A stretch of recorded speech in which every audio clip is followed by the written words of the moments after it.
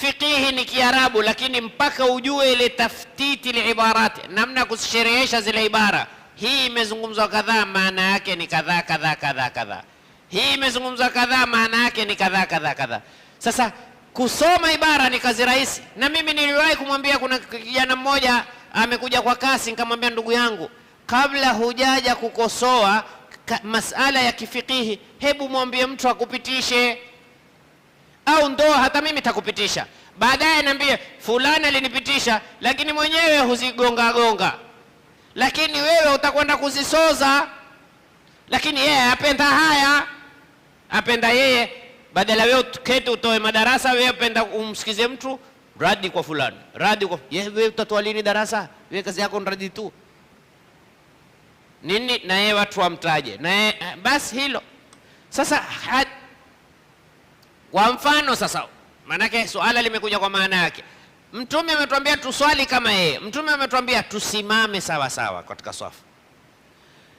Kuna hadithi moja ilipokewa, Anas akasema, muona hii hadithi moja tu iko kwenye Bukhari. Wajua mimi nilisema hakuna mwanachuoni, akanambia huyu shekhe huyu taratibu asema hakuna hadithi. Wajua ukisema sahaba amesema, hujasema ni hadithi. Sahaba akisema mathalan, sahaba hakumtegemezea Mtume, yeye asema mimi nilikiona.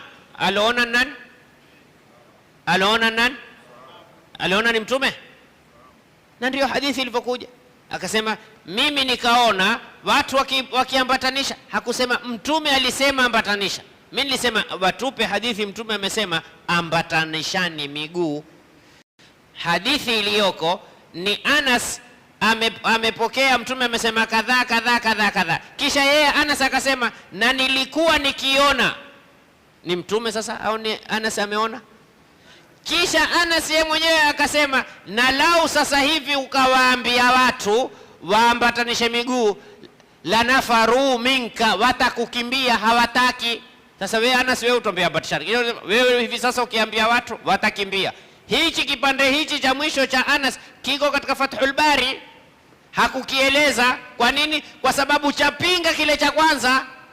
Sijui mmenifahamu hapa. Tatizo mara nyingi baadhi ya mtu kuja kuelezea jambo huja kaelezea mwanzo kisha mwisho. Mimi nilikuwa nimepanga mada kuja kushuka naye vizuri, lakini mimi ningeomba tukae mimi na yeye aoneshe hadithi yasema hivi na mimi nimuoneshe hadithi yasema hivi, kisha yeye anionyeshe bila ugomvi, tuone. Mimi tu waambatanisha miguu, mimi si nini wameharibu swala, na yeye anikubalie kutoambatanisha miguu, si kuharibu swala.